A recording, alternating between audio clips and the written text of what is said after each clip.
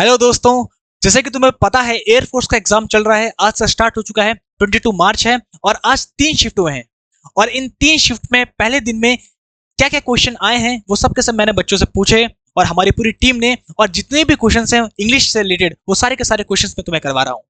तो ये सारे के सारे क्वेश्चंस मैंने लिए हैं पहले शिफ्ट से, सेकंड शिफ्ट से, थर्ड शिफ्ट से, आज के दिन में। और जितने भी क्वेश्चंस बच्चों ने मुझे बताए हैं, हमारी टीम को बताए हैं, सारे के सारे क्वेश्चंस मैं करवा रहा हूं।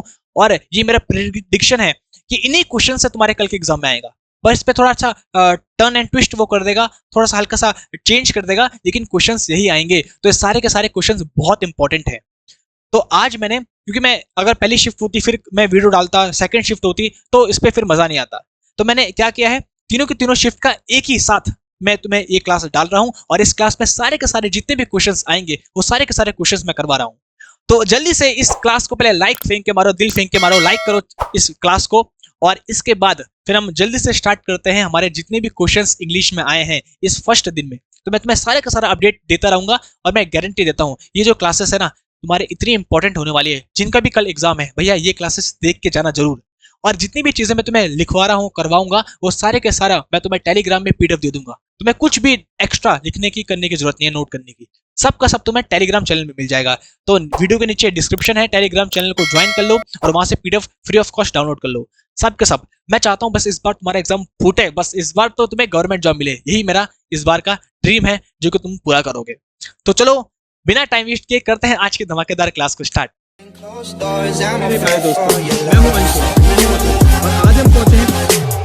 तो चलो करते हैं आज के क्वेश्चंस को स्टार्ट। और आज की क्लास बहुत ज्यादा धमाकेदार है। बिल्कुल मैंने बोला था तुम्हें, अगर तुम मेरे साथ जुड़ोगे, इस चैनल से जुड़ोगे, तो सारे के सारे लेटेस्ट चीजें मैं तुम्हें बताता रहूंगा। तो पहला जो क्वेश्चन है इस बार फर्स्ट शिफ्ट में जो पूछा गया है एयरफोर्स में, वो है सिनोनिम बताना है हमको मैग्निफिसेंट। तो मैग्निफिसेंट जो होता है उसका सिनोनिम बताओ। अब मुझे एक चीज बता दो, जो ब्लैक बुक में हम सीरीज कर रहे हैं क्या काम नहीं आ रही वो? क्या हमने मैग्निफिसेंट वर्ड पढ़ा नहीं है उस सीरीज में? पढ़ा ना, सारे के सारे वर्ड्स पढ़े हमने।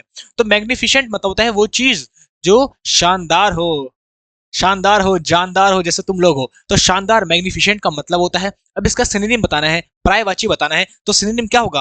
ब्रूटल मतलब क्या होता है? जो इल ट्रीट करता है हमको, इल ट्रीटेड मतलब जो बहुत ही गंदा हो, जिसमें बिल्कुल भी प्यार ना हो, दया भावना ना हो, जो क्रूल हो। अगर मैं ब्रूटल को बोलूं तो कैसा व्यक्ति होता है? जो बिल्कुल क्रूल होता है, जिसमें दया भावना नहीं होती है। ब्रूटल, जो इल ट्रीट करे हमको। ये सारे के सारे वर्ड्स हमने अपनी क्लासेस में पढ़े हैं, ब्लैक बुक की सीरीज में पढ़े हैं। इसलिए बोल रहा हूँ ब्लैक बुक की सीरीज देखना मत भूलना, बहुत इंपॉर्टेंट है। अच्छा, स्टबर्न, स्टबर्न मतलब होता है वो व्यक्ति जो जिद्दी होता है, जो जिद्दी होता है उस व्यक्ति को बोलते हैं स्टबर्न। स्टबर्न चाइल्ड, जिद्दी चाइल्ड, ये भी हमने पढ़ा है। आता काइंड, काइंड मतलब होता है जो दयालु हो, जो काइंड हो, दयालु, ये तो सबको पता है। जो दयालु हो, जो काइंड हो। और स्प्लेंडेड हमने पढ़ा था, स्प्लेंडर बाइक, क्योंकि शानदार है इसलिए गली गली में घुमाई जाती है, ये हमने पढ़ा था। तो स्प्लेंडेड मतलब होता है जो शानदार हो। तो ये हमारा आंसर हो जाएगा। देखो कितना इजी है, सारे के सारे वर्ड्स हमने पढ़े हैं। ऐसा एक भी वर्ड नहीं जो ब्लैक बुक की सीरीज से बाहर आया हो। और अभी तक हमने सीरीज कंप्लीट भी नहीं की, तभी भी सारे के सारे क्वेश्चन हो जा रहे हैं। तो मैग्निफिसेंट मतलब होता है शानदार, इसका जो सिनोनिम है वो है स्प्लेंडेड। इन दोनों का मतलब होता है वो चीज जो शानदार हो। और ब्रूटल मतलब होता है जो क्रूल हो, जिसके अंदर कोई, जो जिसके अंदर ब्रूटैलिटी हो, जिसके अंदर कोई दया भावना ना हो। स्टबर्न मतलब जिद्दी, और काइंड मतलब सबको पता है दयालु होता है। अच्छा, अब आगे बढ़ते हैं जरा। अगर हम बात करें टेरिफाइड की, तो टेरिफाइड का क्या पूछा है हमसे?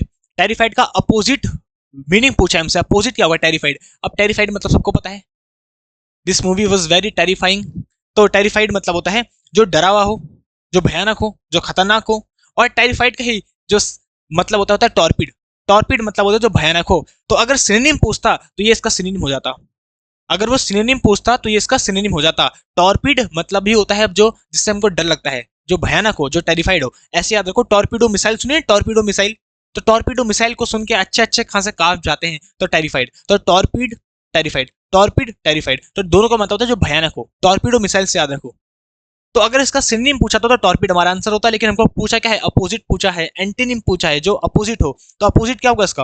देखो, डल मतलब तो होता है जो बिल्कुल लेजी हो, जो डल हो, जो ऐसे ही पड़ा रहे घर में।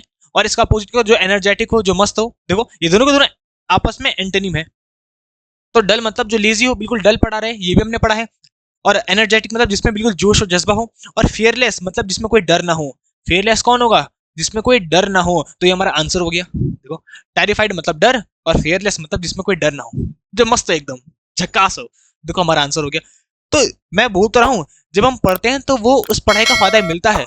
जितनी भी मैंने ग्रामर में तुम्हें क्वेश्चंस करवाए हैं और जितने भी मैं ये ब्लैक बुक पे सीरीज करवा रहा हूँ, सारे के सारे सिनोनिम, उसके बाहर एक भी क्वेश्चन नहीं आया है, एक भी क्वेश्चन नहीं। मैं बोलता हूँ ना, अगर मैं तुम्हें 20 करवाऊंगा तो 20 के 20 मार्क्स आएंगे तुम्हारे एयरफोर्स में, 20 के 20 मार्क्स, बस तुम भरोसा रखो। और अगर किसी को यकीन नहीं होता तो वो देख सकता है भैया चैनल में, चैनल में सब कुछ करवाया है, चैनल तुम पे है, वो देख सकता है कि क्या क्या करवाया है या क्या नहीं करवाया है। अच्छा, अब आता है विच कैन बी ईटेबल, जो जिसको ईट किया जा सकता है, विच कैन बी ईटन, जिसको खाया जा सकता है, जो खाने योग्य हो। वन वर्ड सब्स्टिट्यूशन से पूछा गया है, तो खाने योग्य क्या होता है, उसी को होता है एडिबल। एडिबल मतलब होता है जो खाने योग्य हो। और जो पीने योग्य हो वो भी मैंने करवाया है, उसे क्या बोलते हैं, पोर्टेबल। तो जो पीने योग्य होता है उसको बोलते हैं पोर्टेबल, और जो खाने योग्य होता है उसे बोलते हैं एडिबल। तो ये होता है पैसिमिस्ट, हमने पढ़ा था। एक होता है ऑप्टिमिस्ट, एक होता है पैसिमिस्ट। पैसिमिस्ट मतलब होता है जो नेगेटिव थिंकर होता है, जो नेगेटिव थिंकर होता है, यहाँ पे लिख भी लेता हूँ। क्या होता है, जो नेगेटिव थिंकर होता है, जो हमेशा नेगेटिव सोचता है, नेगेटिविटी जिसके अंदर होती है। और इसका अपोजिट क्या होता है, इसका अपोजिट पैसिमिस्ट। लो तुमसे जो भी पूछ देगा तुम देख लेना, सॉरी ऑप्टिमिस्ट। पैसिमिस्ट मतलब खराब, और ऑप्टिमिस्ट मतलब जो पॉजिटिव सोचे। लो ऑप्टिमिस्ट, देखो सब के सब चीजें करवाऊंगा जो कल के एग्जाम में आएगा। जो आज का एग्जाम है वो तो हम कर ही रहे हैं, लेकिन कल कौन से क्वेश्चन आ सकते हैं, इन्हीं में थोड़ा ट्विस्ट एंड टर्न करके देंगे, तो वो भी करवा रहा हूँ। तो पैसिमिस्ट मतलब होता है जो नेगेटिव थिंकर हो, जो नेगेटिव सोचे, और इसका अपोजिट जो ऑप्टिमिस्ट हो, जो पॉजिटिव सोचे, ऐसा होता है। अच्छा, एनार्किस्ट, एनार्किस्ट हमने पढ़ा है, जो अराजकता हो, जो ऐसा इंसान जो ये बोले कि कोई गवर्नमेंट नहीं होगी, नो गवर्नमेंट, जो ये बोले कि भाई कोई शासन नहीं करेगा, जो अराजकता फैलाए, इसको बोलते हैं एनार्किस्ट। याद रहेगा, जो अराजकता फैलाए, जो बोले कि हमको कोई गवर्नमेंट नहीं चाहिए, हमें कोई नहीं, हम तो अपने साथ अपने से जिएंगे, तो एनार्किस्ट वो होता है जो क्या हो, जो किसी भी गवर्नमेंट को, किसी भी शासन को माने ना, नो गवर्नमेंट, ऐसे लिख रहा हूं मैं शॉर्ट फॉर्म में। अच्छा, एक्सट्रोवर्ट भी हमने किया है, देखो सारे के सारे वर्ड्स किए हमने। एक्सट्रोवर्ट मतलब होता है जो बहिर्मुखी होता है, जो बहुत ही बातें करने वाला, टॉकेटिव हो, जो कैसा हो, टॉकेटिव हो, बातें करने वाला हो। और इसका अपोजिट अगर पूछ दे वो एग्जाम में, कल के एग्जाम में पूछ दे, तो क्या होगा, वो इंट्रोवर्ट। एक्सट्रोवर्ट का अपोजिट क्या होगा, इंट्रोवर्ट। इंट्रोवर्ट मतलब होता है जो अंतर्मुखी होता है, जो बातें ना करे। और इन दोनों के बीच में कौन होता है, एम्बीवर्ट। एम्बीवर्ट मतलब होता है जो थोड़ा इंट्रोवर्ट भी हो, थोड़ा एक्सट्रोवर्ट भी हो। जैसे कुछ लोग होते हैं ना, कहीं कहीं पे बहुत ज्यादा बोल लेते हैं, कहीं कहीं पे चुप रहते हैं, तो उसको बोलते हैं एम्बीवर्ट। एम्बी मतलब दो, जो दोनों हो, जो एक्सट्रोवर्ट भी हो, इंट्रोवर्ट भी हो, तो एम्बीवर्ट। एम्बी मैंने रूट वर्ड याद कराया था, जो दो हो। एम्बिगियस, जिसके दो मीनिंग हो, मीनिंग क्लियर ना हो, ये सारी की सारी चीजें तुम याद रखा करो, इसलिए बोलता हूँ सारी की सारी चीजें देखा करो। तो एक्सट्रोवर्ट मतलब जो बहुत ज्यादा बोले, टॉकेटिव हो, उसका अपोजिट इंट्रोवर्ट, जो अंतर्मुखी हो, जो कुछ ना बोले। अनार्किस्ट मतलब होता है जो अराजकता फैलाए, जो ये सोचे कि भाई कोई गवर्नमेंट हमको चाहिए नहीं, हम खुद से जिएंगे। पैसिमिस्ट होता है जो नेगेटिव थिंकर होता है, और इसका अपोजिट होता है ऑप्टिमिस्ट, जो पॉजिटिव थिंकर होता है। और एडिबल मतलब होता है जिस खाने को खाया जा सकता है, विच कैन बी ईटन। और पोर्टेबल होता है which can be fit for drinking, ऐसा पानी जो फिट है पीने के लिए।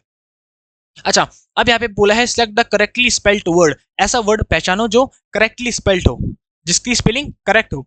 तो बताओ कौन कौन से स्पेलिंग करेक्ट है, मतलब 4 में से 3 गलत है, एक सही है। अब ये स्पेलिंग मैंने बच्चों को बताया था ऑफलाइन क्लासेस पे, मैंने बच्चों को बताया था कि ये स्पेलिंग आएगी आएगी, उनसे करवाई हुई थी मैंने प्रैक्टिस, तो उनका तो पक्का सही गया होगा। तो देखो सही स्पेलिंग ग्रेटफुल। ग्रेटफुल मतलब होता है हम आभारी हैं, आभार प्रकट करते हैं। ग्रेटफुल देखा देता क्या वो क्या देता है, देखो ये देखो, मैंने बोला भी था कि ये गलत देता है, देखो इसलिए दिया है ग्रेटफुल। ग्रेट मतलब होता है जो महान हो, ये तो एडजेक्टिव है, और जब ये पहले से एडजेक्टिव है तो उसके पीछे तुम फुल कैसे लगा दोगे, इतनी बार बोला है कि समझा करो। ग्रेट मतलब तो होता है जो महान हो, he is a great man, वो एक महान व्यक्ति है, तो ग्रेट तो पहले से एडजेक्टिव है, और एडजेक्टिव के पीछे तुम फुल कैसे लगा दोगे। फुल तो एडजेक्टिव को बनाने के लिए लगाया जाता है, जब ये पहले से एडजेक्टिव इसके पीछे फुल कैसे लगा दोगे। तो मैंने बोला भी था कि ये हमेशा इसी चीज में एरर रहता है। ग्रेटफुल, ग्रेटफुल होता है, ग्रेटफुल होता है GRATE। ग्रेटफुल मतलब होता है आभारी होना, आभार प्रकट करना, तो ये बड़ा इंपॉर्टेंट है। देखो तो ग्रेटफुल होता है। अब ग्रेट, ग्रेट तो होगा नहीं, और ग्रेट ये भी होगा नहीं, देखो सबके सब गलत हो गए, तुम्हारी बी स्पेलिंग बिल्कुल सही है। तो इसको याद रखना, मैंने बार बार बोला था, एग्जाम के पहले भी बोला था। तो आज तो बच्चे बड़ा खुश होंगे, बोलेंगे यार अतुल सर ने जो बोला था वो आया आया एग्जाम में। He is proficient dash mathematics, वो मैथमेटिक्स में प्रोफिशिएंट है। प्रोफिशिएंट मतलब होता है एक्सपर्ट है, तो किसमें, प्रोफिशिएंट इन मैथमेटिक्स, वो मैथमेटिक्स में एक्सपर्ट है। और अगर वहां पे एग्जाम में आ जाए गुड और बैड, अगर ये आ जाए ही इज गुड, तो तब इनके साथ है at, he is good at mathematics, he is bad at making rotis, तो गुड और बैड के साथ एट आता है फिक्स्ड प्रीपोजिशन। और प्रोफिशिएंट के साथ आता है इन, मतलब वो एक्सपर्ट है मैथमेटिक्स में, तो इन आएगा वहां पे, तुम्हारा सही आंसर क्या हो जाएगा, इन। याद रहेगा। चलो आगे बढ़ते हैं, सारे के सारे क्वेश्चंस देखते रहो, अच्छे से ध्यान से सुनते रहो, जो जो चीजें मैं बता रहा हूँ कल यही क्वेश्चंस आएंगे, बस इन्हीं को थोड़ा हल्का सा घुमा देगा, ट्विस्ट एंड टर्न कर लेगा, लेकिन आएंगे ये क्वेश्चन। अब आया है identify the incorrect indirect speech. Indirect speech बतानी है किसकी? अच्छा ये क्वेश्चन है और इसकी इनडायरेक्ट स्पीच बतानी है। तो है he said I am going to market. दो कितना इजी है। मैंने क्या बोला था, सबसे पहले किसको देखना है? टेंस को देखना है। टेंस क्या है? इज एम आर के साथ वर्ब की fourth form. Is am are के साथ वर्ब की फोर्थ फॉर्म मतलब है प्रेजेंट कॉन्टिन्यूअस, और प्रेजेंट कॉन्टिन्यूअस का जब इनडायरेक्ट स्पीच बनाते हैं तो प्रेजेंट कॉन्टिन्यूअस किसमें शिफ्ट हो जाता है? Past continuous. पास्ट कॉन्टिन्यूअस बोले तो वॉज वर्ब के साथ आईएनजी फॉर्म। तो वॉज वर्ब के साथ आईएनजी फॉर्म कहां पे? वॉज वर्ब के साथ आईएनजी फॉर्म यहां पे है और वॉज वर्ब के साथ आईएनजी फॉर्म यहां पे है। इसका मतलब ये दोनों तो गए। अब इन दोनों में से क्या आंसर होगा? देखो आई है first person pronoun. First person pronoun जो होता है वो सब्जेक्ट के अकॉर्डिंग चेंज होता है ही में, तो सब्जेक्ट के अकॉर्डिंग चेंज होगा ही में, तो ये हमारा बी सही आंसर हो गया। इसने तो प्रोनाउन को चेंज ही नहीं किया। अरे भाई आई प्रोनाउन को चेंज तो करो, हमने पढ़ा नहीं था, टेक्निक बताई थी मैंने तुम्हें। फर्स्ट पर्सन किसमें चेंज होगा? सब्जेक्ट के अकॉर्डिंग। सेकंड पर्सन किसके चेंज अकॉर्डिंग होगा? ऑब्जेक्ट के अकॉर्डिंग। और थर्ड पर्सन में नो चेंज आता है। सन टेक्निक बताई थी ना, सन टेक्निक। फर्स्ट पर्सन सब्जेक्ट के अकॉर्डिंग, सेकंड पर्सन ऑब्जेक्ट के अकॉर्डिंग, और थर्ड पर्सन में कोई चेंज नहीं आता। तो फर्स्ट पर्सन प्रोनाउन आई है तो किसके अकॉर्डिंग चेंज होगा? ही के अकॉर्डिंग, तो ही हो गया। और एम गोइंग का हो गया वाज गोइंग। प्रेजेंट कॉन्टिन्यूअस किसमें चेंज हो गया? पास्ट कॉन्टिन्यूअस में। तुम्हारा बी आंसर सही हो गया बिल्कुल। चलो आगे बढ़ते हैं। Identify the error in the sentence. अब सेंटेंस पे एरर बताना है कि एरर क्या है।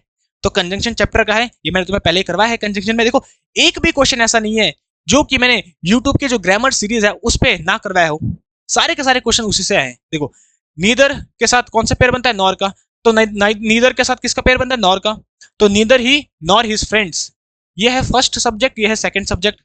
तो बताओ वर्ब किसके अकॉर्डिंग आएगी? जल्दी से मुझे कमेंट करके बताओ किसके अकॉर्डिंग वर्ब आएगी जब नीदर नॉर के साथ। यहां पे लिख रहा हूं, जब कोई भी सब्जेक्ट नीदर नॉर के पेयर के साथ बनता है, या इधर और के पेयर के साथ बनता है, या नॉट ओनली बट ऑल्सो के पेयर के साथ जुड़ता है कोई भी सब्जेक्ट, ये है सब्जेक्ट 1 और सब्जेक्ट 2, तो वर्ब किसके अकॉर्डिंग आती है? सेकंड सब्जेक्ट के अकॉर्डिंग वर्ब आती है। किसके अकॉर्डिंग? सेकंड सब्जेक्ट के अकॉर्डिंग वर्ब आती है। तो जब भी कोई सेंटेंस में सब्जेक्ट जुड़ते हैं दो पेयर के अकॉर्डिंग, पेयर नीदर नॉर इधर और नॉट ओनली बट आल्सो, तो हर चीज किसके अकॉर्डिंग आती है? सेकंड के अकॉर्डिंग आती है। ऐसे याद देखो दो पेयर है ना, दो दो है, नीदर नॉर इधर और, तो हर चीज सेकंड के अकॉर्डिंग। तो सेकंड के अकॉर्डिंग, सेकंड सब्जेक्ट है माय फ्रेंड्स, प्लूरल है तो यहाँ पे वर्स नहीं होगा, क्या होगा? वर होगा, वर। तो कौन सा किस पे एरर हो गया? वर्स में एरर हो गया। लो इतना इजी था। तो जब भी दो सब्जेक्ट हमारे पेयर से जुड़े, कंजंक्शन के पेयर से, देखो दो है ना, नीदर नॉर इधर और नॉट ओनली बट ऑल्सो, तो हर चीज किसके अकॉर्डिंग आएगी? सेकंड के अकॉर्डिंग आएगी। और अगर दो सब्जेक्ट किससे जुड़े? एक ही कंजंक्शन जुड़े, जैसे सब्जेक्ट 1 है और सब्जेक्ट 2 है, और बीच में केवल एक ही कंजंक्शन है, with, together with, along with, in addition to, as well as, ये पांच आते तुम्हारे एयरफोर्स में। तो जब दो सब्जेक्ट एक ही कंजंक्शन जुड़ते हैं, देखो एक ही कंजंक्शन है, एक ही कंजंक्शन आ रहा है, तो हर चीज पहले वाले के अकॉर्डिंग आएगी। वर्ब भी किसके अकॉर्डिंग? पहले वाले। और जब कंजंक्शन के दो हो पेयर, तो हर चीज सेकंड वाले के अकॉर्डिंग। याद रहेगा? बढ़िया। तो ये था पहला सब्जेक्ट, ये था दूसरा सब्जेक्ट जो नॉर के साथ जुड़ रहा है, तो जो नॉर के साथ जुड़ता है उसके अकॉर्डिंग आती है। चलो दो कितना इजी है। अब नेक्स्ट जो क्वेश्चन है वो है Himalayas are a beautiful mountain range. Himalayas are आ आएगा, अरे ए नहीं आएगा, द ब्यूटीफुल माउंटेन रेंज, इतना इजी है। माउंटेन रेंज के लिए क्या आता है? द आर्टिकल आता है, तो कहां पे क्या आ जाएगा? द आर्टिकल हो जाएगा यहाँ पे, बस बढ़िया। Himalaya mountain are the beautiful mountain range, ये आ गया। देखो फिल इन द ब्लैंक पूछा था यहाँ पे, ये कौन सा अप्रोप्रिएट करना है, तो द आ जाएगा वहां पे, आएगा Himalaya are the beautiful mountain range. तो जो माउंटेन रेंज होती है उनके लिए द आर्टिकल आता है, तो यहाँ पे हमको अप्रोप्रिएट आर्टिकल बनना था, तो द आ जाएगा वहां पे। चलो जल्दी से देख लो भाई, इतना इजी, देखो इतना इजी एयरफोर्स को तो इतना हलवा एग्जाम आता है ना, सच बता रहा हूं मैं। सिर्फ 20 की 20 जिसे नहीं किया ना, सच में अगर कोई मेरे से पढ़ रहा है 20 की 20 होने चाहिए, 20 की 20। चलो अब choose the passive voice of passive voice चुनना है। They are building a new bridge, वो एक नया ब्रिज बना रहे हैं, नया पुल बना रहे हैं वो एक। तो हमारा पैसिव वॉइस बनाना है, तो देखो टेंस पहचानो। टेंस है इज एम आर के साथ वर्ब की फोर्थ फॉर्म। जब इज एम आर के साथ वर्ब की फोर्थ फॉर्म गिवन हो, इसका मतलब हमारा टेंस का है प्रेजेंट कॉन्टिन्यूस। अरे भाई इतना तो पता है, प्रेजेंट कॉन्टिन्यूस। और जब प्रेजेंट कॉन्टिन्यूस का पैसिव वॉइस बनाते हैं तो कैसे बनता है? इज एम आर के साथ बीइंग लग जाता है, बीइंग के साथ वर्ब की थर्ड फॉर्म। ये जो थर्ड फॉर्म होती है वो पैसिव की पहचान होती है, और बीइंग होता है वर्ब की फोर्थ फॉर्म। बस हो गया। तो ऑब्जेक्ट सब्जेक्ट बन जाएगा, सब्जेक्ट ऑब्जेक्ट बन जाएगा, और इज एम आर के साथ बीइंग के साथ वर्ब की थर्ड फॉर्म आ जाएगी। अब बता दो कहां पे लिखा है इज एम आर के साथ बीइंग के साथ थर्ड फॉर्म कहां है? एक ही जगह तो है, इज एम आर के साथ बीइंग के साथ वर्ब की थर्ड फॉर्म एक ही जगह, तो हमारा आंसर हो गया डायरेक्ट। डायरेक्ट लगाओ, डायरेक्ट। मैंने क्या बोला था? डायरेक्ट। कुछ नहीं करना है, केवल हमको देखनी है वर्ब क्या है। वर्ब है इज एम आर के साथ वर्ब की फोर्थ फॉर्म मतलब प्रेजेंट कॉन्टिन्यूअस, तो प्रेजेंट कॉन्टिन्यूअस का पैसिव क्या बनता है? इज एम आर के साथ बीइंग के साथ वर्ब की थर्ड फॉर्म। एक ही इसमें है ऑप्शन में, हमारा आंसर हो गया। तुरंत तुरंत करेंगे, तुरंत। नेक्स्ट आता है identify the adjective in the sentence. इस सेंटेंस पे एडजेक्टिव पहचानो। तो तुम्हारा पार्ट ऑफ स्पीच पूछने के लिए आया है। तो पार्ट ऑफ स्पीच बहुत इजी होती है, बहुत बच्चे को नहीं आती, बहुत बच्चे कंफ्यूज होते हैं। ग्रामर की सीरीज में मैं पार्ट ऑफ स्पीच से ही स्टार्ट करूंगा, बहुत इंपॉर्टेंट है। देखो कैसे। शी तो हो गया प्रोनाउन, इसके पार्ट ऑफ स्पीच क्या है? प्रोनाउन। वोर ये तो है वर्ब की सेकंड फॉर्म, मेन वर्ब है हमारी। ड्रेस तो हो गई नाउन, सबको पता ना, ड्रेस नाउन हो गई। अब नाउन के लिए जो आता है, जो नाउन को डिफाइन करता है, नाउन को मॉडिफाई करता है, नाउन को क्वालिफाई करता है, उसको बोलते हैं एडजेक्टिव। और जो ये ए आर्टिकल है, ए ये तो आर्टिकल है, हालांकि इसकी पार्ट ऑफ स्पीच भी एडजेक्टिव है, तो ये हो गया आर्टिकल। लो, तो हमको क्या पूछा है? क्या बताओ? एडजेक्टिव बताओ। तो एडजेक्टिव क्या है? ब्यूटीफुल है। लो, आंसर हो गया। यहाँ पे देखो ए भी एडजेक्टिव ही था, लेकिन ए उसने ऑप्शन भी नहीं दिया, क्योंकि तब दो दो आंसर हो जाते। तो ए की पार्ट ऑफ स्पीच आर्टिकल भी हमारे एडजेक्टिव ही होते हैं, मैंने बताया है। तो ब्यूटीफुल क्या है? नाउन के लिए है, जो नाउन के लिए आता है वो एडजेक्टिव होता है, एडजेक्टिव नाउन के पहले आ जाता है। सिंपल। ड्रेस कैसी है? बड़ी ब्यूटीफुल है। तो ब्यूटीफुल मतलब एडजेक्टिव, क्वालिटी, विशेषता बताता है जो नाउन की, इसको बोलते हैं विशेषण। याद रहेगा। देखो कितने इजी है। तो ऐसे बच्चों वाले क्वेश्चंस तुम्हारे एग्जाम में पूछे जाते हैं। नेक्स्ट है if I dash you I would accept the offer. अगर मैं तुम होता तो मैं ये ऑफर एक्सेप्ट कर लेता। तो देखो, जब हम कोई इमेजिनेशन की बात करिए, अगर मैं तुम होता, तो क्या मैं तुम कभी हो सकता हूं? बताओ। मैं बोलो अगर मैं तुम होता, अगर मैं तुम होता तो मैं ये ऑफर एक्सेप्ट कर लेता।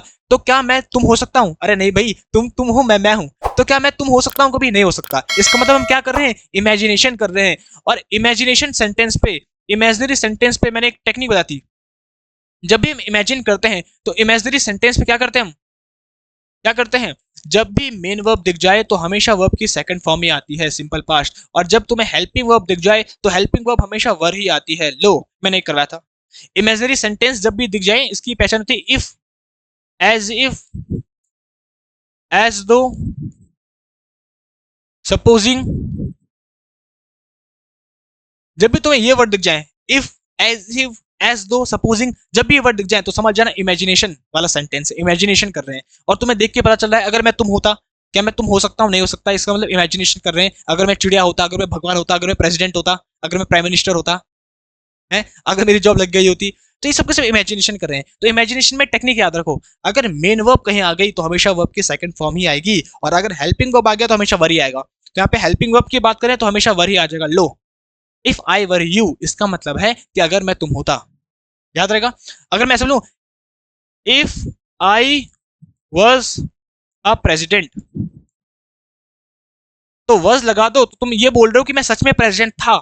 मैं सच में था कि मैं इमेजिनेशन कर रहा हूं, इमेजिनेशन कर रहा हूं। इफ लगा है तो अगर इमेजिनेशन कर रहा हूं तो वॉज नहीं आएगा, वर आएगा, ताकि ये पता चल जाए कि हम इमेजिनेशन कर रहे हैं। याद रहेगा। ऐसे क्वेश्चन तुम्हारे एग्जाम में आते हैं। लोग पोस्टमार्टम कर दिया हर एक चीज का। तो मैं तुम्हें क्वेश्चन भी करवा रहा हूँ, साथ ही साथ कॉन्सेप्ट भी करवा रहा हूँ। अगर मजा आ रहा है जल्दी से वीडियो में दिल फेंक के मारो, लाइक करो वीडियो को, जल्दी से क्लास को लाइक करो। Choose the correct sentence structure. अब सेंटेंस का करेक्ट स्ट्रक्चर ढूंढना है। देखते हैं तुम बोलोगे सर ये क्वेश्चन कहां से आ गया? क्वेश्चन कहीं से नहीं है, ये क्वेश्चन कंजंक्शन का ही है। देखो ऑल दो आया है, although it was raining but we went out. हालांकि बारिश हो रही थी लेकिन हम बाहर चले गए। Although it was raining we went out, in spite of raining we went out. अब बताओ क्या आएगा? अच्छा, पहली बात है इन स्पाइट नहीं आता, इन स्पाइट ऑफ आता है। तो स्पाइट के साथ ऑफ आता है, हटाओ उसको। इन स्पाइट ऑफ आता है। नेक्स्ट है despite it was raining but we went down. देखो ये कंजंक्शन का सिंपल सा क्वेश्चन है, कुछ इसमें बड़ी बात नहीं है। कंजंक्शन में हमने पढ़ा था, एक होते हैं हमारे कोरिलेटिव कंजंक्शंस। कोरिलेटिव कंजंक्शन क्या होते हैं? जो अभी मैंने कुछ देर पहले तुम्हें बताए। नॉट ओनली बट ऑल्सो, इधर और, neither nor, both and, between and, from to, lest should, कितने सारे पेयर बोलूं मैं। तो जितने भी ये कोरिलेटिव कंजंक्शन होते हैं यही हमेशा पेयर में होते हैं। इनके अलावा बाकी जितने भी बचे कंजंक्शन उनका कोई पेयर नहीं होता, वो हमेशा अपने साथ कॉमा लेते हैं बस। तो चाहे वो ऑल्दो हो, चाहे वो सिंस हो, चाहे वो इफ हो, चाहे वो व्हेन हो, चाहे वो एज सून एज हो, जितने भी कंजंक्शन होते हैं, जब भी कोई सेंटेंस कंजंक्शन से स्टार्ट हो, इन कोरिलेटिव को छोड़ के उन सब के साथ केवल कॉमा आता है, केवल और केवल कॉमा। तो ऑल दो के साथ देखो बट नहीं आएगा, पेयर में नहीं आएगा। ऑल दो ये बिल्कुल सही है, हमारा आंसर हो गया। In spite of we should, तो इन स्पाइट के साथ ऑफ आता है तो ये भी गलत हो गया। डिस्पाइट के साथ बट नहीं आता। ये सब के सब अपने साथ कॉमा लेते हैं, सब के सब कॉमा, क्योंकि ये कोरिलेटिव नहीं है, इनका कोई रिलेटिव नहीं है, ये सब के सब अपने साथ कॉमा लेंगे। तो दो ऑल दो अपने साथ केवल कॉमा लेता है, पढ़ते उसको येट है। आया? डिस्पाइट ये सब के सब अपने साथ कॉमा लेते हैं। तो देखो ये बट भी गलत हो गया, ये बट भी गलत हो गया। इन स्पाइट ऑफ होता है तो हमारा केवल बी आंसर ही सीधे करेक्ट हो गया। देखो कंजंक्शन का बेसिक क्वेश्चन था, बेसिक क्वेश्चन याद रहेगा। तो जो कोरिलेटिव होते हैं पेयर वाले, केवल वही पेयर में आते हैं, बाकी इनके अलावा कोई भी सेंटेंस किसी भी कंजंक्शन से स्टार्ट हो तो वो हमेशा अपने साथ कॉमा लेगा। ये शॉर्ट ट्रिक मैंने तुम्हें बताई थी, ऐसी लेजेंडरी ट्रिक है ना कि तुम्हारा पूरा खेल पलट देगी अगर तुम कंजंक्शन चैप्टर पढ़ोगे। नेक्स्ट बात करते हैं committee. The committee dash divided in their opinion, committee opinion पे डिवाइड हो चुकी है। अब देखो जरा, जब कमिटी डिवाइड हो गई है तो कमिटी कैसा नाउन है? Collective noun. और मैंने तुम्हें बताया भी था, जब हमारे पास कलेक्टिव नाउन आ जाए और अगर वो as a single unit behave करे, जल्दी से बता दो, यूट्यूब में देख लेना, जब सिंगल यूनिट बिहेव करे मतलब डिवाइड ना हो, मिलके कोई डिसीजन ले, तो ये सिंगुलर सब्जेक्ट यूज की तरह बिहेव होता है और वर्ब भी कैसे आती है? सिंगुलर आती है। और जब ये प्लूरल यूनिट की तरह बिहेव करे, मतलब जब ये डिवाइड हो जाए, बट जाए, तो फिर ये कैसा सब्जेक्ट माना जाता है? Plural subject. और वर्ब भी कैसे आती है? प्लूरल आती है। अभी कम्युनिटी क्या हो चुकी है? डिवाइड हो चुकी है, बंट चुकी है। आधे लोग बोल रहे हैं हम इसके पक्ष में हैं और आधे लोग बोल रहे हैं हम इसके विपक्ष में हैं। तो आधे लोग पक्ष में है, आधे लोग विपक्ष में है, तो बट चुकी है कमेटी, दो में डिवाइड हो चुकी है। और जब बट चुकी है तो अब ये सब्जेक्ट कैसा होगा? प्लूरल सब्जेक्ट होगा। और वर्ब कैसा आएगी? प्लूरल आएगी। तो यहाँ पे क्या आ जाएगा? वर आ जाएगा, बस लो, वर डिवाइडेड। और एक और हिंट थी, इन देयर ओपिनियन। देखो जो पोजेशन है वो प्लूरल है, देयर प्लूरल, इसका मतलब उसने सब्जेक्ट को भी कैसा माना है? प्लूरल ही माना है। इसका मतलब वर्ब भी कैसे आएगी? प्लूरल ही आएगी। देखो देखो देखो, पूरी हिंट मिली है, सब मैंने तुम्हें टेक्निक बताई थी। देयर है, ये हिंट है, ये देयर प्लूरल है, तुम्हारा जो पोजेशन है प्लूरल है, इसका मतलब सब्जेक्ट भी प्लूरल माना है, तो वर्ब भी कैसे की? प्लूरल। और अगर यहाँ पे आता है it's, committee has taken it's decision, अगर यहाँ पे इट्स होता तो इसका मतलब सब्जेक्ट को भी सिंगुलर माना था, फिर वर्ब भी सिंगुलर आती, तब डिवाइड नहीं होती हो। आया? तो जब कोई चीज डिवाइड हो जाए, बट जाए, तो प्लूरल सब्जेक्ट की तरह ट्रीट होगा, वर्ब भी प्लूरल आएगी और पोजेशन भी प्लूरल आएगा। और जब मिलके एक डिसीजन लेंगे, तो मिलके एक ले रहे हैं, इसका मतलब सिंगुलर यूनिट की तरह बिहेव होगा, सब्जेक्ट सिंगुलर होगा, वर्ब सिंगुलर आएगी और पोजेशन भी सिंगुलर ही आएगा। तो ये क्वेश्चन हमेशा आता है। और यहाँ पे कमेटी के बदले जूरी भी दे सकता है, वो जूरी, कमेटी के बदले जूरी भी दे सकता है, लो ऑडियंस भी दे सकता है वो, कि ऑडियंस सबके साथ मिलकर इंतजार कर रहे थे, तो वो भी सिंगुलर यूनिट की तरह बिहेव होगा। और कमेटी की स्पेलिंग देख लेना भाई, कल के एग्जाम में कमेटी की स्पेलिंग आ सकती है, COMMITTE होती है कमेटी की स्पेलिंग, उसको भी देख लेना। तो सारी की सारी चीजें बता रहा हूं जो एग्जाम में पूछी जा सकती है। आया मजा? हाँ, तो ऐसे करते हैं किसी भी एग्जाम का postmortem. What is the noun form of accept? Accept की नाउन फॉर्म क्या है? ये तो वर्ब है हमारा एक्सेप्ट। अब इसके नाउन बताओ, नाउन क्या है? देखो एक्सेप्टेड, ये तो वर्ब की सेकंड फॉर्म है, सेकंड और थर्ड फॉर्म। एक्सेप्टिंग, ये जेरेंड है तो ये भी वर्ब की फोर्थ फॉर्म ही है, आईएनजी फॉर्म ही है, ये भी वर्ब है। हमको क्या पूछा है? नाउन पूछा है। अच्छा, एक्सपेक्टेशन, एक्सपेक्टेशन का तो कोई सेंस नहीं है, एक्सेप्ट मतलब तो है स्वीकार करना, एक्सपेक्टेशन तो जो हम रखते हैं किसी से। अब एक्सेप्टेंस, एंस जिसके पीछे लगता है वो हमारा क्या होता है? नाउन होता है। तो ये हमारा राइट आंसर हो गया। मैंने तुम्हें सफिक्स में भी करवाया था, जिसके पीछे एंस लगता है, जो एन से एंड होता है सफिक्स से, जो इन से एंड होता है, जो नेस से एंड होता है, जो शिप से एंड होता है, जो सीवाई से एंड होता है, जो टीवाई से एंड होता है, जो OR से एंड होता है, ER से एंड होता है, TOR से एंड होता है, ये सब के सब नाउन होते हैं। EST से एंड होता है, क्या मैं कितने करवाऊं, S से एंड होता है, कितने सारे होते हैं, ये सब के सब हमारे नाउन होते हैं। जो सन से एंड होता है, लो यार, जो सन से एंड होता है, ये सब के सब एग्जाम में ज्यादा पूछे जाते हैं, बहुत सारे होते हैं। ये सब के सब मैं तुम्हें करवाऊंगा जब मैं अपने बेसिक ग्रामर की सीरीज स्टार्ट करूंगा। तो इसलिए बोल रहा हूँ चैनल को जल्दी से सब्सक्राइब कर लो। मैं बोलता रहा हूँ, जितना मैंने पढ़ाया है उसी के अंदर से है, एक भी क्वेश्चन ऐसे नहीं जो बाहर से आया। तो सारे के सारे क्वेश्चन पूछे गए हैं इस बार। तो एक्सेप्टेंस उसका हमारा नाउन हो जाएगा, नाउन फॉर्म। चलो, अब इस पे क्या पूछा भैया? एरर पूछा है, एरर बताना है। चलो ठीक है, एरर बताना है। अगर कोई एरर नहीं होगा तो हम नो एरर में टिक कर देंगे, यही बोला है यहाँ पे। I had booked my flight tickets before I had saved at least 5000 rupees. मैंने अपनी टिकट्स बुक कर ली थी, किससे पहले? जब मैंने 5000 रुपए बजाए थे। तो जब मैंने 5000 रुपए बजाए थे उससे पहले मैंने टिकट बुक कर ली थी। तो ये हमारे टेंस का बेसिक कॉन्सेप्ट है, एडवांस टेंस का। कैसे?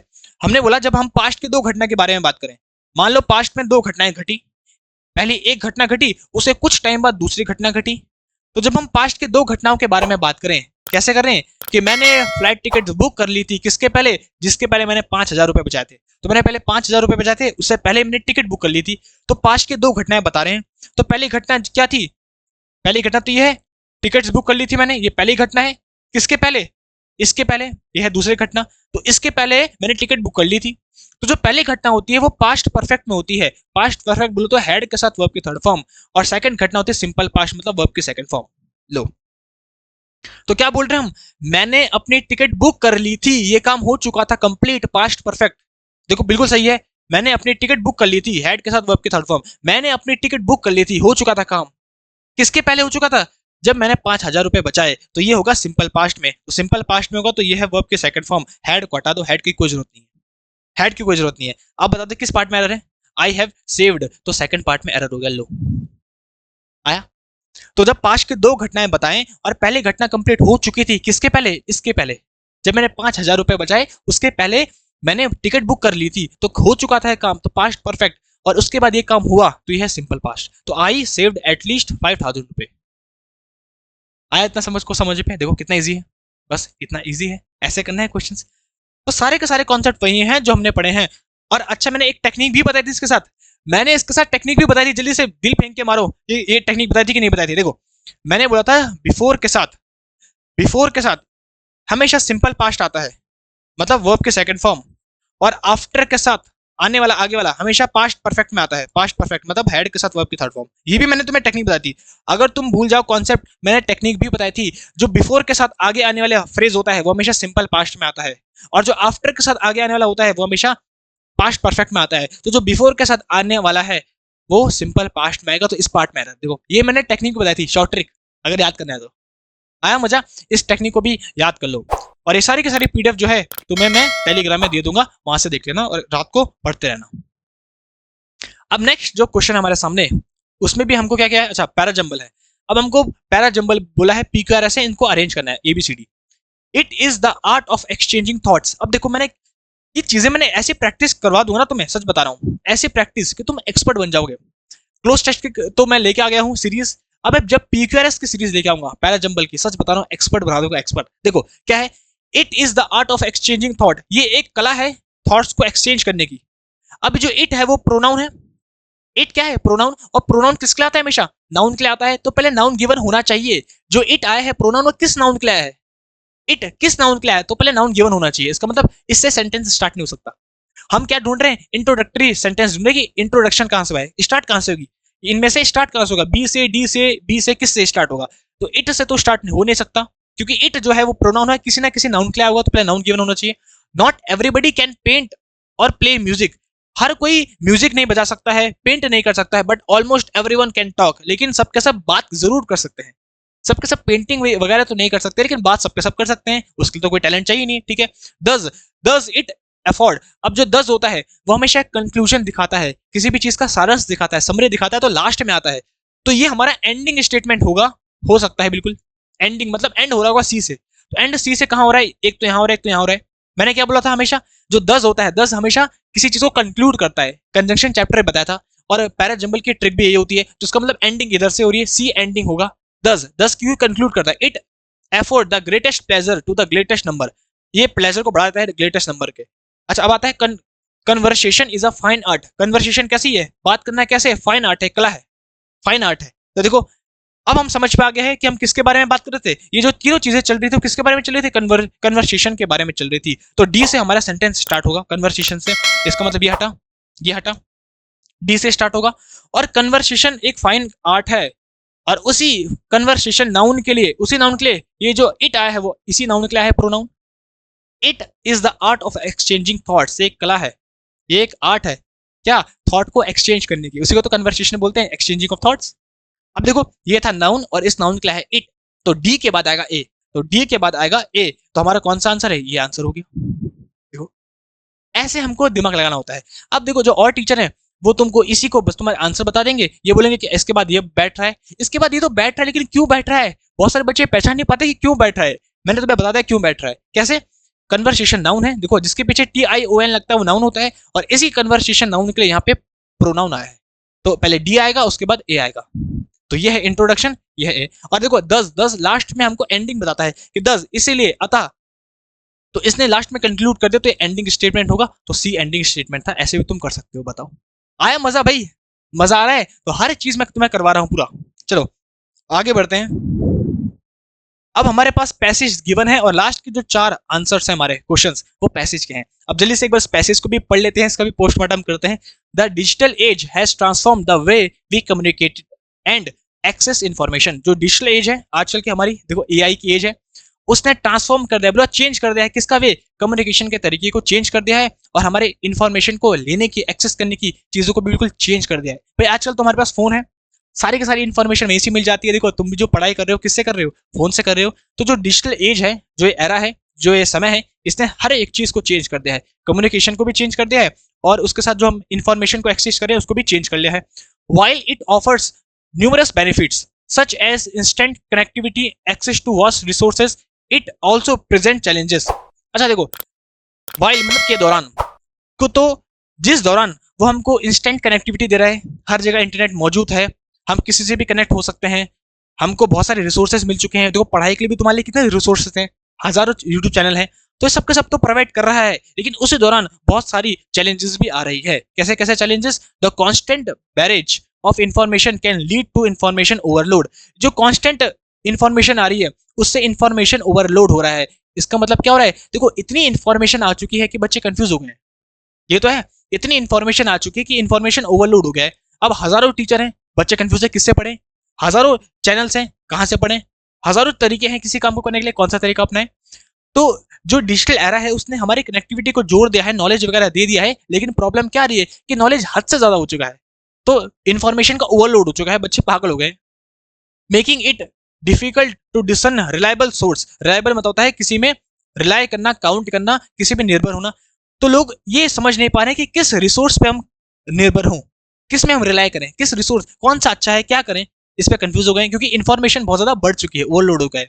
Social media while facilitating connections can also contribute to feeling of isolation and anxiety. अब इसी सोशल मीडिया के कारण, जो कि बच्चों को प्लेजर दे रहा है, लोगों को प्लेजर दे रहा है, उसी के कारण कैसी फीलिंग आ रही है? आइसोलेशन, अकेलेपन की फीलिंग आ रही है, एंजाइटी की फीलिंग आ रही है। लोग एंजाइटी हो रही है लोगों को फोन चला चला के। क्यों? क्योंकि एक ही रूम में है, एक ही कमरे में है, 4 लोग बैठे हुए हैं और सबके सब अपने फोन से लगे हुए हैं। अगर फोन खो गया तो फिर उसका एंजाइटी हो जाती है, क्योंकि दिमाग को ये पता ही नहीं है कि दिमाग ने सीखा ही नहीं कभी अकेले रहना, या दिमाग ने सीखा ही नहीं शांत रहना। हमेशा दिमाग को कुछ ना कुछ चाहिए, 5 सेकंड की रील। तो जो जितने सोशल मीडिया चला रहे हैं लोग, उन सबको आइसोलेशन की फीलिंग आ रही है, डर लग रहा है उन्हें अकेले रहने में। कैसी फीलिंग आ रही है? एंजाइटी की फीलिंग आ रही है। मोर ओवर, और इसके बाद भी the ease of sharing information has raised concern about privacy and security. देखो भैया, आजकल लोग हर एक चीज सोशल मीडिया में अपलोड कर देते हैं, कहाँ जा रहा हूँ, कहाँ खा रहा हूँ, किसके साथ बैठ रखा हूँ, हर एक चीज सोशल मीडिया में अपलोड करते हैं। उसी के चलते चलते अब जो कंसर्न आ चुका है प्राइवेसी को लेकर, सिक्योरिटी को लेकर, तुम्हारी कोई भी चीज लीक हो सकती है, फोन हैक हो सकते हैं। आजकल वैसे भी तुम्हें पता है कॉल बहुत सारे आ रहे हैं, भाई मैं तुम्हारा पापा का दोस्त बोल रहा हूँ, इतने रुपए ट्रांसफर कर दो, है। किसी का फोन हैक हो गया, मान लो किसी का फोन खराब हो गया, उसने फेंक दिया और किसी ने उस फोन को ठीक करके हैक कर लिया, सारी प्राइवेट फोटोज उड़ा दी। तो ये प्राइवेसी का कंसर्न भी बहुत आया है। It is crucial to navigate this digital landscape with awareness and critical thinking. ये बहुत ही क्रूशियल है, इंपॉर्टेंट है। क्या करें हम, कि हम क्या करें? क्रिटिकल थिंकिंग का सहारा लें, अवेयरनेस का सहारा लें इस प्रॉब्लम को टैकल करने के लिए, क्योंकि हम फोन को तो छोड़ नहीं सकते, फोन तो इंपॉर्टेंट है। ऐसा नहीं कि हम पूरा इंटरनेट ही बंद कर दें, नहीं। लेकिन हम क्या कर सकते हैं? अवेयरनेस के साथ और क्रिटिकल थिंकिंग के साथ इस चीज को टैकल कर सकते हैं, सॉल्व कर सकते हैं, कि हम अच्छे से रहें, अच्छे से सोचें कि भैया क्यों फोन यूज कर रहे हैं, कब करना है, कैसे करना है, ये सब के सब। तो अवेयरनेस और क्रिटिकल थिंकिंग के साथ हम इसको ठीक कर सकते हैं, बैलेंस कर सकते हैं। The advantage with the potential drawback, जो एडवांटेज है और डिसएडवांटेज, इनको बैलेंस कर सकते हैं। तो ये पूरे के पूरे हमको पैसेज में कहा है। अब जो पहला क्वेश्चन है वो है, what is the main idea of the passage? Passage का मेन आइडिया क्या है? The benefit of social media, social media का बेनिफिट बताया है।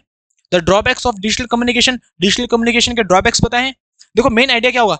केवल बेनिफिट ही बेनिफिट बताएं क्या, या केवल ड्रॉबैक ही ड्रॉबैक बताएं क्या? नहीं। Next, the impact of digital age on communication and information access. Impact किसका? डिजिटल एज का, किस पे? ये जो कम्युनिकेशन और इंफॉर्मेशन एक्सेस, उनमें the importance of instant connectivity. Instant connectivity की इंपॉर्टेंस नहीं, क्या ऑप्शन हो गया? C option. इम्पैक्ट जो डिजिटल एरा का पड़ रहा है किसमें? कम्युनिकेशन और इंफॉर्मेशन एक्सेस में। इंफॉर्मेशन बहुत ज्यादा ओवरलोड हो चुका है, लोगों को प्राइवेसी की बात आ चुकी है, ये सब के सब। According to passage what is a challenge of the digital age? Digital age पे क्या चैलेंज है? लैक ऑफ कनेक्टिविटी, कनेक्टिविटी नहीं है, अरे कनेक्टिविटी तो बहुत है।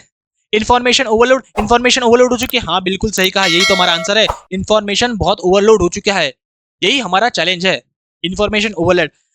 लिमिटेड एक्सेस टू रिसोर्सेस, अरे रिसोर्सेस तो अनलिमिटेड एक्सेस है, यही तो प्रॉब्लम है, तभी तो ओवरलोड हो चुका है। स्लो कम्युनिकेशन, अरे कम्युनिकेशन किस बात का स्लो है भैया, गांव वाला भी चला रहा है, फुल चैटिंग कर रहा है वो, तो क्या है, इन्फॉर्मेशन ओवरलोड हो चुकी है, यही तो हमारा है चैलेंज जो हमको फेस करना है, बहुत सारी इन्फॉर्मेशन हो चुकी है। What does the passage suggest about social media? Passage social media के बारे में क्या सजेस्ट कर रहा है, क्या बोल रहा है, कैसी है सोशल मीडिया, क्या कर रही है? देखो अभी हमने बोला था क्या कर रही है, it always leads to isolation, हमेशा ऑलवेज, आइसोलेशन ऑलवेज होता है उससे, देखो ऑलवेज नहीं बोल सकते, हम ज्यादातर बोल सकते हैं, फ्रिक्वेंटली बोल सकते हैं, ऑलवेज नहीं बोल सकते, तो ऑलवेज आइसोलेशन नहीं, ये नहीं हो सकता। इट ओनली फैसिलिटेट्स कनेक्शन, क्या वो केवल कनेक्शन ही देता है? इट्स ओनली फैसिलिटेट कनेक्शन, हमेशा कनेक्शन ही देते हैं सोशल मीडिया? नहीं, कोई सेंस नहीं। It can contribute to feeling of isolation and anxiety, वो किसकी फीलिंग को कंट्रीब्यूट कर रहे हैं, किसकी फीलिंग को बढ़ा रहे हैं? आइसोलेशन और एंजाइटी की, लोगों को एंजाइटी हो रही है, आइसोलेशन हो रहा है लोगों को। It has no drawback, social media के कोई ड्रॉबैक ही नहीं है, अरे भाई साहब कोई ड्रॉबैक नहीं है सोशल मीडिया का, अरे सबके सब ड्रॉबैक्स तो हैं, तो हमारा सी हमारा आंसर हो गया।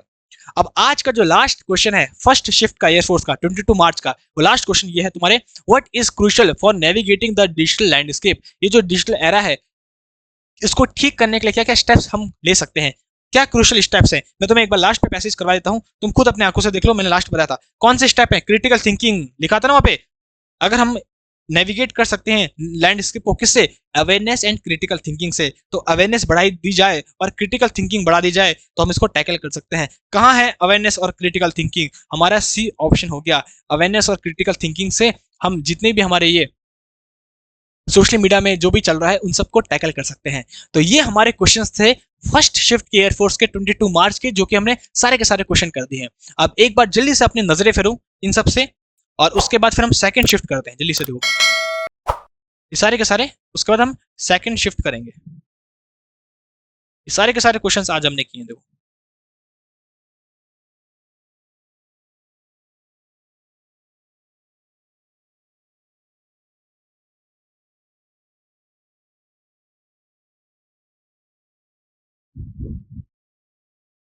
तो चलो अब सेकंड शिफ्ट की भी क्वेश्चंस देखते हैं, जो जो क्वेश्चंस इंग्लिश में आए हैं अभी सेकंड शिफ्ट में।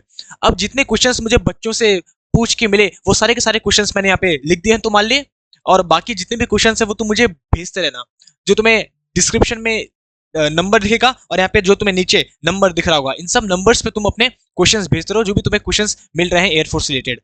तो आज की जो सेकंड शिफ्ट में क्वेश्चंस आए थे वो पहला था सिनोनिम का क्वेश्चन। तो सिनोनिम से जो क्वेश्चन आता है वो आता है वॉलंटरी। वॉलंटरी मतलब क्या होता है? तो वॉलंटरी मतलब होता है जो अपनी इच्छा से कोई काम करे, जो अपने मन से कोई काम करे। हम बोलते नहीं हमको एक वॉलंटियर चाहिए, बताओ कौन खड़ा होगा, तो एक बच्चा खड़ा होता है सर मैं करूंगा, तो वॉलंटियर मतलब होता है जो अपनी इच्छा से कोई काम करे। तो इसका सिनोनिम पूछा था, तो जो अपनी इच्छा से काम करे उसका सिनोनिम क्या होगा? जो काम इंटेंशनली करे, जो कैसा काम करे? इंटेंशनली कोई काम करे, अपनी इच्छा से कोई काम करे। अब देखो जो ब्लैक बुक सीरीज देख रहे हैं उनको पता होगा, अभी हमने कल परसों की क्लास में ये पढ़ा था वर्ड इंटेंशनली, मतलब होता है जो अपनी इच्छा से कोई काम करता है। अच्छा इसी के लिए अगर हम दूसरा वर्ड बोले तो वो डेलिबरेटली भी आ सकता है, डेलिबरेटली।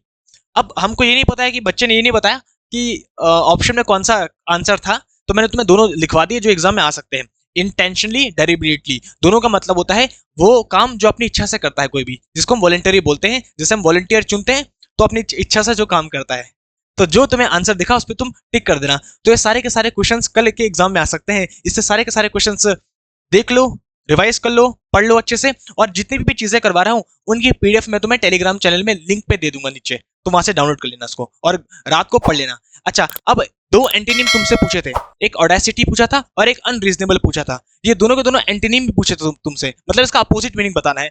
तो ऑडेसिटी का मतलब क्या होता है जरा बताना मुझे। देखो ऑडेसिटी को ऐसे याद रखो, मैं तुम्हें याद भी करवाता हूँ, कि तुम्हारे पास ऑडी कार है और ऑडी कार में बैठ के तुम पूरी की पूरी सिटी में घूमे, तो ऑडी कार में जब तुम बैठ के पूरी सिटी में घूमोगे तो तुम पे क्या आ जाएगा? घमंड आ जाएगा। तो ऑडेसिटी मतलब होता है घमंड, घमंडी। तो वो इंसान जो घमंडी हो, जिसपे घमंड हो, उसको बोलते हैं ऑडेसिटी।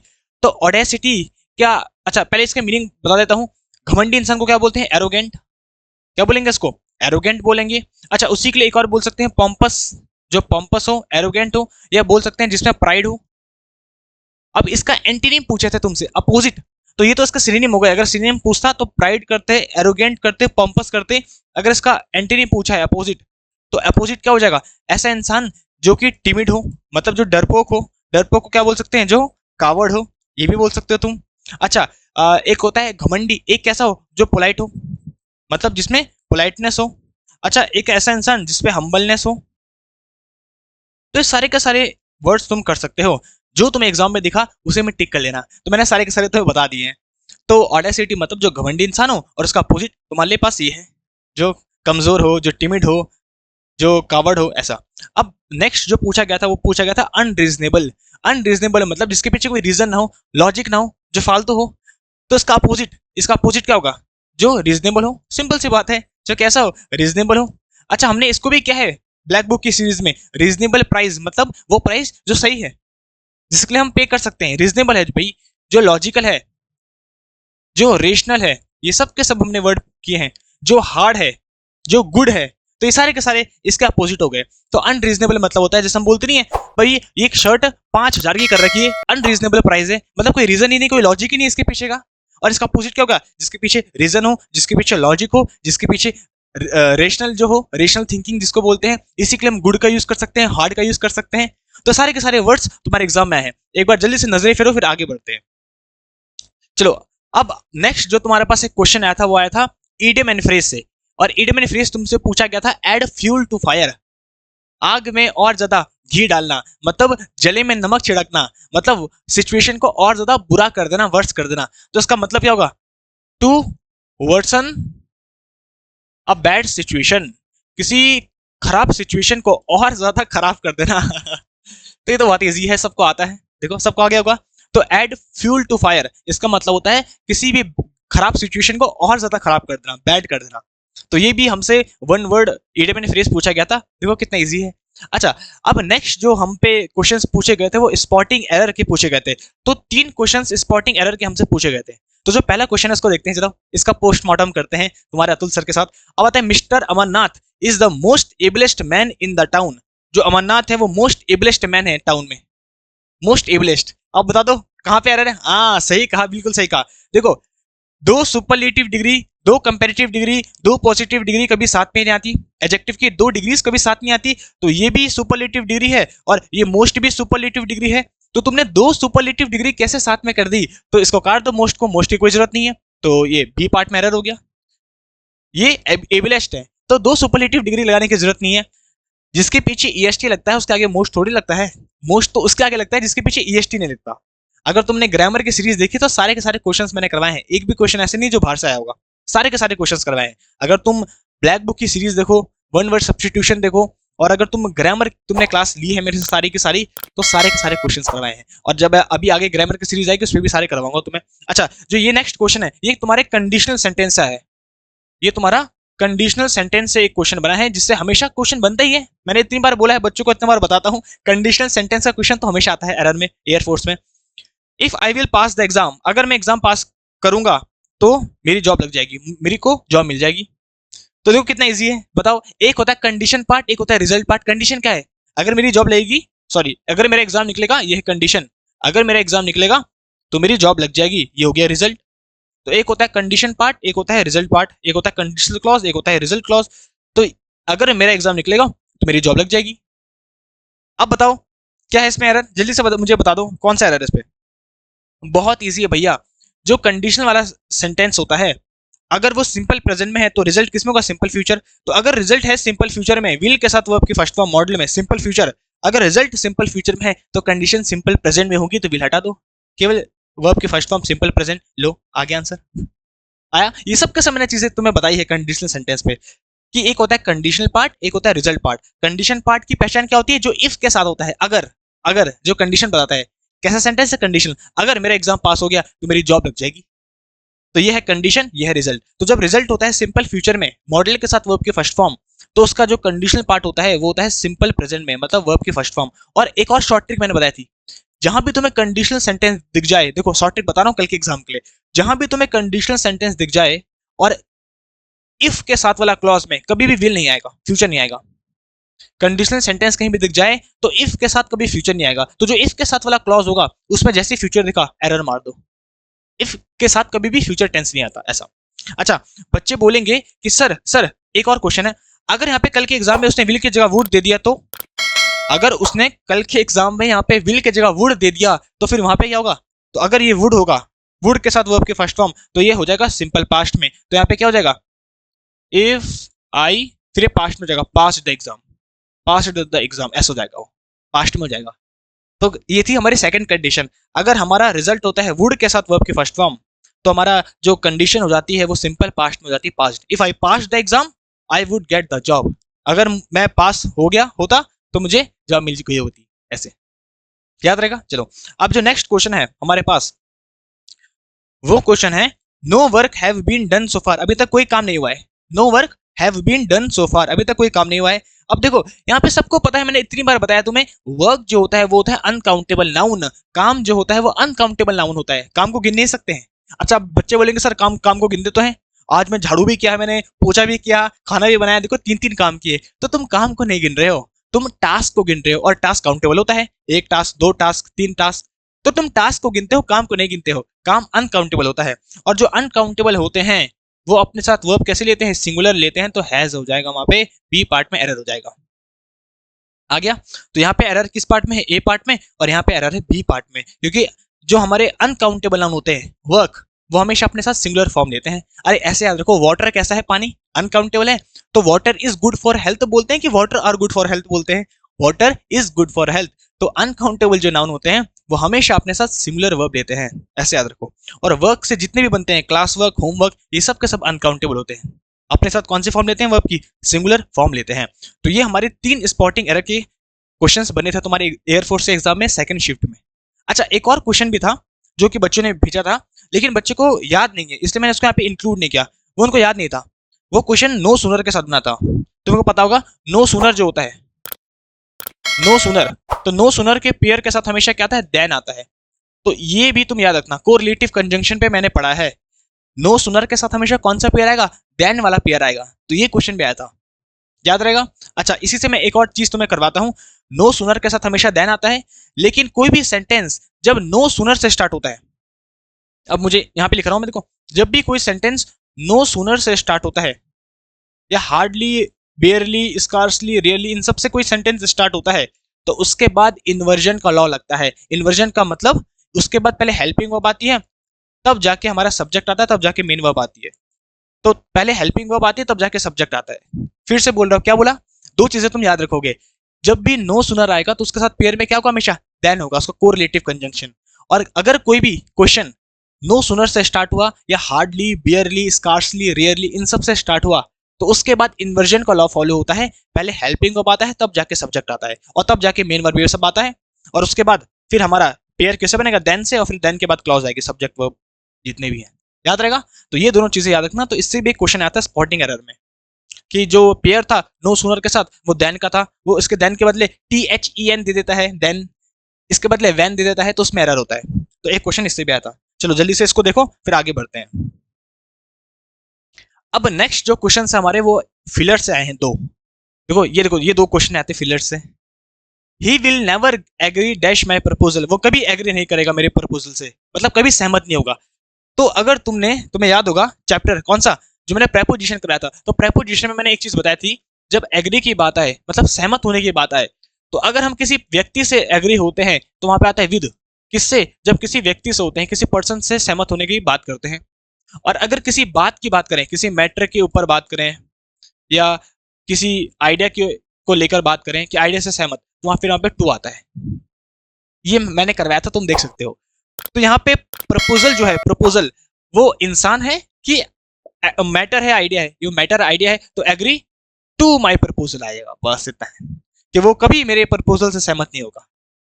याद रहेगा, देखो कितना इजी है। अच्छा, अब नेक्स्ट आता है there are dash boys in this class than that one, इस क्लास में ज्यादा लड़के हैं उस क्लास से, दैट वन मतलब उस क्लास से, ये प्रोनाउन है। तो इस क्लास में ज्यादा लड़के हैं उस क्लास से। अब यहाँ पे देखो देन आया है, देन, तो देन कौन सा कंजंक्शन होता है? जल्दी से बता दो। कंपैरेटिव कंजंक्शन देन होता है। तो देन होता है कंपैरेटिव कंजंक्शन, इसका मतलब हम कंपैरिजन की बात करें, और कंपैरिजन की बात करें तो फिर वहां पे आ जाएगा मोर बॉयज, ऐसा। There are more boys in this class than that one, इस क्लास में ज्यादा लड़के हैं इस क्लास से। तो हमें हिंट कैसे मिली, देन से। देन होता है कंपैरेटिव डिग्री के साथ आता है, कंपैरेटिव कंजंक्शन, तो इसका मतलब यहाँ पे कंपैरेटिव डिग्री होगी, तो यहाँ पे आएगा मोर बॉयज, कंपैरेटिव डिग्री। देन से पता चला हमको, याद रहेगा। चलो अब बढ़ते हैं वर्ड फॉर्मेशन की तरफ। वर्ड फॉर्मेशन पे देखो दो वर्ड आए थे, ये दोनों को दोनों अगर मैं बात करूं तो ये वर्ब ही है, डिसाइड भी वर्ब है और डिफर भी वर्ब है।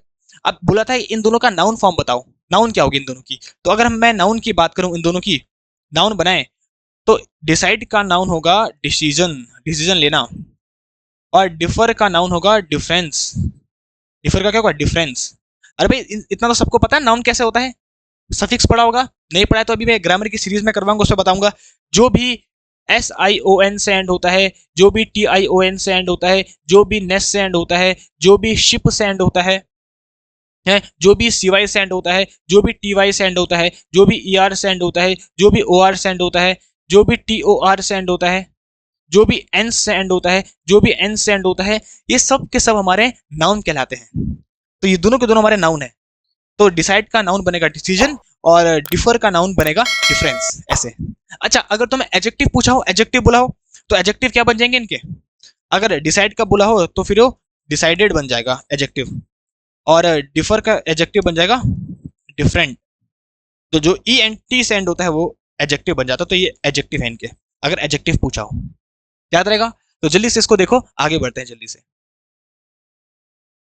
चलो अब बात करते हैं आगे नेक्स्ट क्वेश्चंस की। तो देखो पैसेज से हमारे 4 क्वेश्चन आए थे इस शिफ्ट में, पैसेज से आए थे, PQRS से 1 आया था, बच्चों ने बोला, वॉइस से 2 आए थे, और नरेशन से 1 भी क्वेश्चन नहीं आया था। अच्छा कुछ बच्चे ने बोला है कि सर नरेशन से 1 क्वेश्चन आया था, लेकिन बहुत सारे बच्चे बोलते थे नरेशन से कुछ नहीं आया था उनके पास, तो नरेशन से सेकंड शिफ्ट में कोई क्वेश्चन नहीं आया था।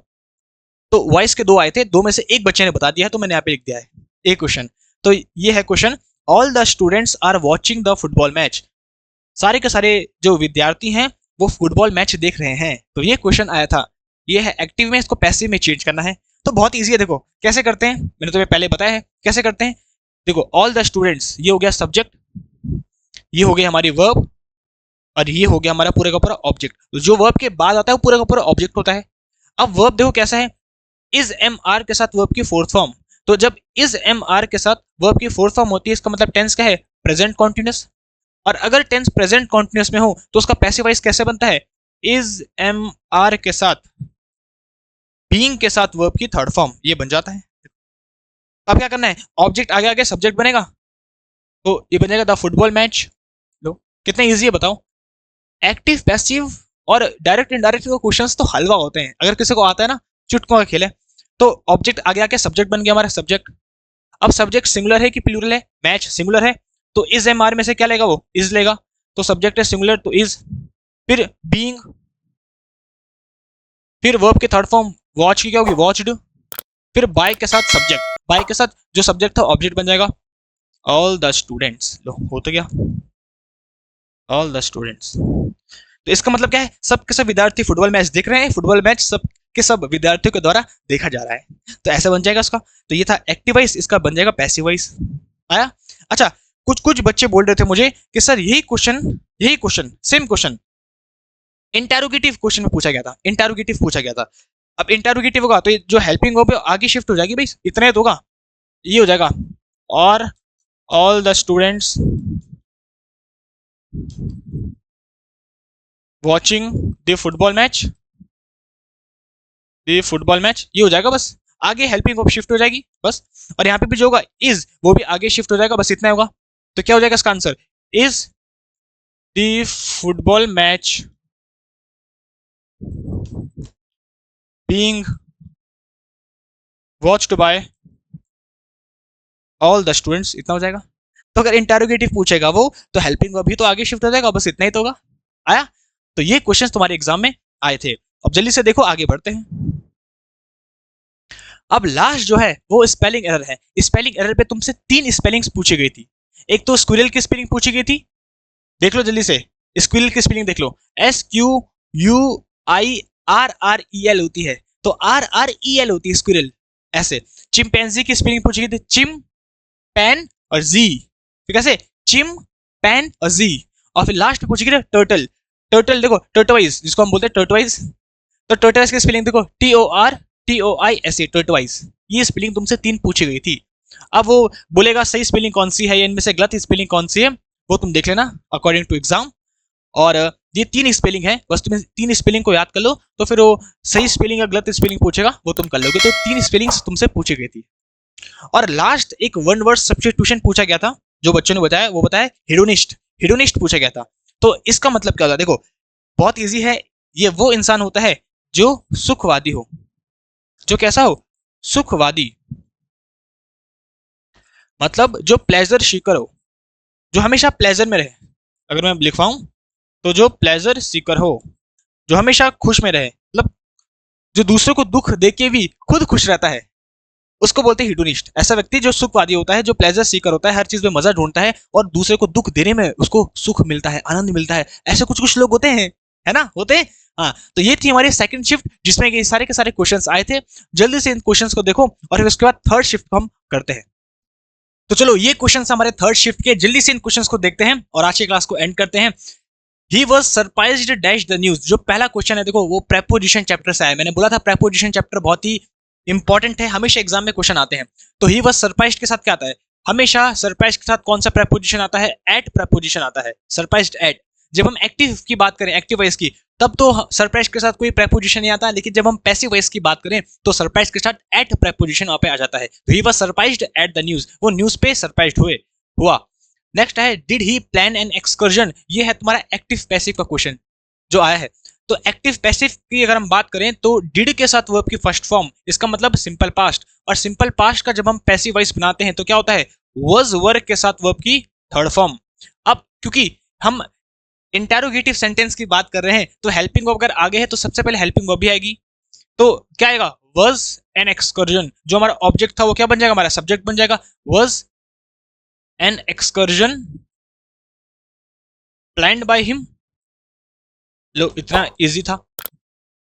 Was an excursion planned by him. Excursion मतलब होता है जो तुम एक शॉर्ट ट्रिप बनाते हो मजे के लिए, सैर सपाटे के लिए।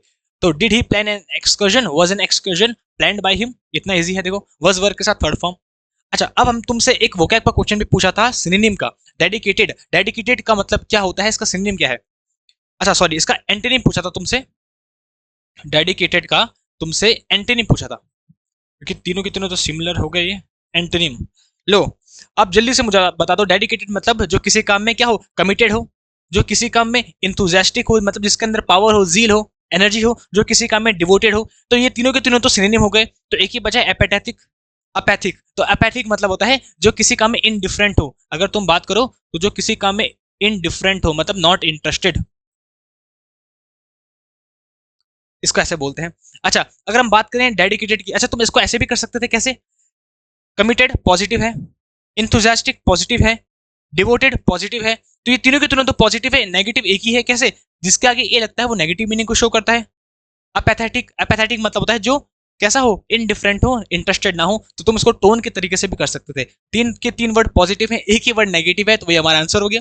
और अगर सिनोनिम हो गए तो डेडिकेटेड के तीनों के तीनों सिनोनिम है, एक ही है पैथेटिक, मतलब जो किसी चीज में इंटरेस्ट ना हो जिसको। देखो कितना इजी है। नेक्स्ट आगे देखते हैं। नेक्स्ट क्वेश्चन जो है तुमसे वो प्रेपोजिशन का ही पूछा। देखो प्रेपोजिशन बहुत इंपॉर्टेंट है, बार बार बोल रहा हूँ। She is proud dash her wealth. उसे अपनी वेल्थ में, पैसों में घमंड है, प्राउड है। देखो एक होता है प्राउड, प्राउड का मतलब घमंड भी होता है, गर्व भी होता है। तो प्राउड के साथ हमेशा कौन सा प्रेपोजिशन आता है? ऑफ आता है। और अगर प्राइड आता, प्राइड घमंड, तो उसके साथ क्या आता है? जल्दी से मुझे कमेंट करके बता दो। प्राइड के साथ प्राइड इन आता है। The teacher said to me you have not submitted the assignment. अब देखो ये है डायरेक्ट से इनडायरेक्ट, तो कैसे करेंगे? बताया था द टीचर का द टीचर सेम रहेगा। सेड टू का किस में चेंज हो जाता है? टोल्ड में। मी का मी, इन्वर्टेड कॉमा रिमूव हुआ तो यहाँ पे क्या लगेगा? दैट। अब प्रोनाउन दिख चुका है, प्रोनाउन जब भी दिखे चेंज करो। सेकंड पर्सन प्रोनाउन है यू, तो किसका अकॉर्डिंग चेंज होगा? ऑब्जेक्ट के अकॉर्डिंग, मी के। तो मी का हो जाएगा आई। हैव नॉट सबमिटेड, प्रेजेंट क्या है ये? परफेक्ट, तो प्रेजेंट परफेक्ट हो जाएगा past perfect. Had not, have का हैड हो जाएगा, नॉट सबमिटेड, और बाकी पूरा सेम रहेगा। लो इतना इजी है। कैसे? सेट टू का टोल्ड बन गया, यू सेकंड पर्सन प्रोनाउन था तो ऑब्जेक्ट के अकॉर्डिंग, मी के अकॉर्डिंग यहाँ पे आई हो गया, और उसके बाद हैव नॉट प्रेजेंट परफेक्ट हो गया, पास्ट परफेक्ट में चेंज। लो टेंस बैक शिफ्ट हो जाता है। नेक्स्ट हमारा वोकैब से पूछा है the crowd dash gave the victorious team a grand welcome. Victorious मतलब जीती हुई टीम को, जो क्राउड थी, भीड़ थी, उसने ग्रैंड वेलकम किया। जैसा भी इंडिया जीती थी T20 वर्ल्ड कप, तो कितना स्वागत किया। तो टीम का जीतने के बाद उसका ग्रैंड वेलकम किया क्राउड ने। तो कैसा वेलकम किया? Depressed, noisy, Jubilant, troublesome. अगर किसी को थोड़ा बहुत मीनिंग पता है तो डिप्रेस्ड तो नेगेटिव मीनिंग है, डिप्रेस्ड स्वागत किया। नॉइसी मतलब होता है जो शोर शराबा होता है, वो भी नेगेटिव सेंस में यूज होता है, तो नॉइसी उनका स्वागत किया। ट्रबलसम तो मतलब होता है कोई ट्रबल करना, नेगेटिव है, गलत, एक ही है। जुबिलेंट मतलब होता है हैप्पी, चीयरफुल। तो क्राउड कैसी थी? हैप्पी थी, चीयरफुल थी, तो वैसे ही स्वागत टीम का किया। तो देखो एक ही पॉजिटिव वर्ड था, बाकी सबके सब नेगेटिव थे। तो तुम टोन से भी कर सकते हो बहुत ही ज्यादा अच्छे तरीके से। ये सब के सब मैंने करवाया है, सारे क्लासेस देखा करो। अब लास्ट के जो 3 क्वेश्चन हमारे पास, I am expected to be present in the party. अच्छा, क्वेश्चन टैग का क्वेश्चन है, question tag I am expected to be present in the party. अब यहाँ पे देखो ये जो टोन है वो है पॉजिटिव, स्टेटमेंट कैसा है? पॉजिटिव। स्टेटमेंट पॉजिटिव है, कहीं नेगेटिव नहीं आ रहा। तो अगर स्टेटमेंट पॉजिटिव है तो क्वेश्चन टैग कैसे चाहिए हमको? नेगेटिव चाहिए। जो हेल्पिंग वर्ब होती है और जो सब्जेक्ट होता है वही वहां पे एज इट इज उतर जाता है, हेल्पिंग और सब्जेक्ट। तो अगर हमारे स्टेटमेंट पॉजिटिव है तो क्वेश्चन टैग नेगेटिव चाहिए, और हेल्पिंग वर्ब और सब्जेक्ट वही होगा, तो सब्जेक्ट आई है तो आई रहेगा। अब हेल्पिंग वर्ब क्या होगा? एम का क्या होगा?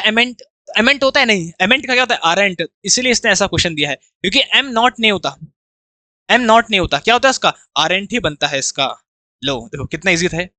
तो अगर स्टेटमेंट पॉजिटिव तो क्वेश्चन टैग नेगेटिव। तो एमेंट का नेगेटिव एमेंट नहीं होता, आरेंट होता है। एमेंट होता है लेकिन वो यूएस इंग्लिश में होता है। अच्छा, अब आर्टिकल का मैंने बोला था, आर्टिकल चैप्टर बहुत आता है। Dash Ganga is dash river. तो गंगा रिवर है, रिवर का नाम है तो द आएगा, क्योंकि जो रिवर्स होते हैं उनके आगे द आर्टिकल आता है, पढ़ा है। और is dash sacred river, river common noun है, और कॉमन नाउन हमेशा अपने आगे आर्टिकल लेता है। अब एक रिवर है तो ए आएगा, the Ganga is a sacred river, Ganga एक पवित्र रिवर है। और जो लास्ट हमारा एक इडियम एंड फ्रेज भी आता वो था, बार्किंग डॉग सेल्डम बाइट, जो गरजते हैं वो बरसते नहीं। इसका मतलब वो लोग जो बहुत ज्यादा बोलते हैं वो काम कुछ नहीं करते। तो ऐसे याद रख दो, मैं शॉर्टकट में लिख रहा हूं, ऑल टॉक्स नो एक्शन,